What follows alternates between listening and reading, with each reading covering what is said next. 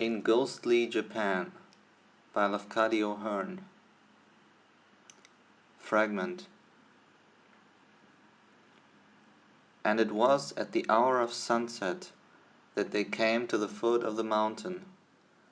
There was in that place no sign of life, neither token of water, nor trace of plant, nor shadow of flying bird, nothing but desolation rising to desolation, and the summit was lost in heaven.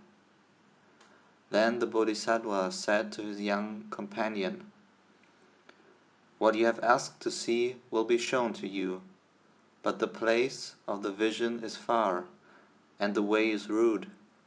Follow after me, and do not fear. Strength will be given you." Twilight gloomed about them as they climbed.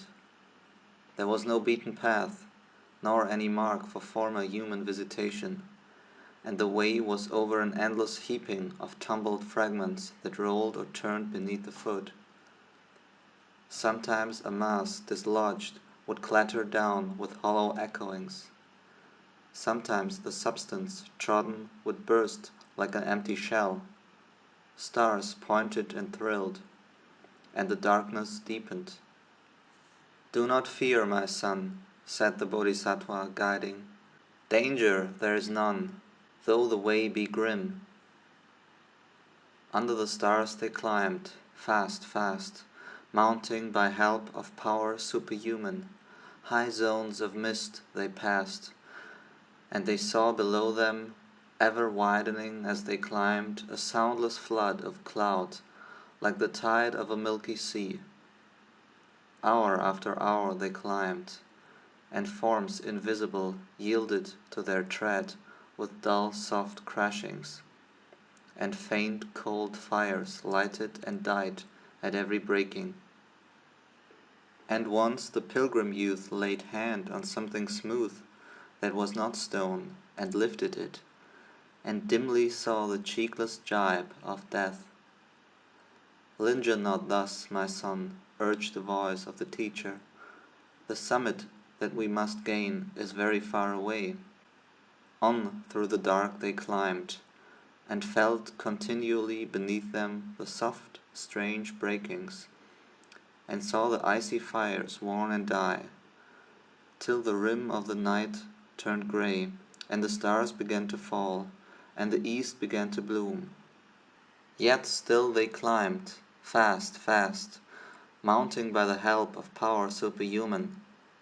About them now was frigidness of death, and silence tremendous. A gold flame kindled in the east.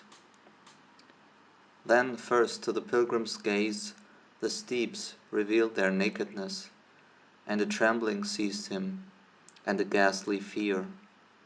For there was not any ground, neither beneath him, nor about him, nor above him, but a heaping only, monstrous and measureless, of skulls, and fragments of skulls, and dust of bone, with a shimmer of shed teeth strewn through the drift of it, like the shimmer of scrags of shell in the wreck of a tide. "Do not fear, my son," cried the voice of the Bodhisattva. "Only the strong of heart can win to the place of the vision." Behind them the world had vanished. Nothing remained but the clouds beneath, and the sky above, and the heaping of skulls between, upslanting out of sight.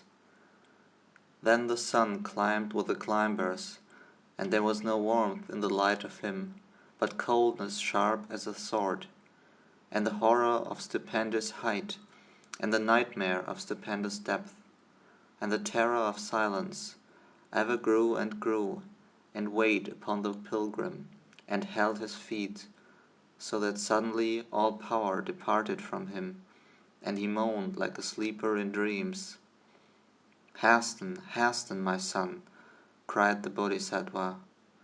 "The day is brief, and the summit is very far away." But the pilgrim shrieked, I fear unspeakably, and the power has departed from me." "The power will return, my son," made answer the Bodhisattva, Look now below you, and above you, and about you, and tell me what you see." "I cannot!" cried the pilgrim, trembling and clinging. "I dare not look beneath. Before me and about me there is nothing but skulls of men." "And yet, my son," said the Bodhisattva, laughing softly, "and yet you do not know of what this mountain is made." The other, shuddering, repeated, "I fear, unutterably I fear, there is nothing but skulls of men." "A mountain of skulls it is," responded the Bodhisattva. "But know, my son, that all of them are your own. Each has at some time been the nest of your dreams and delusions and desires. Not even one of them is the skull of any other being. All, all without exception, have been yours in the billions of your former lives.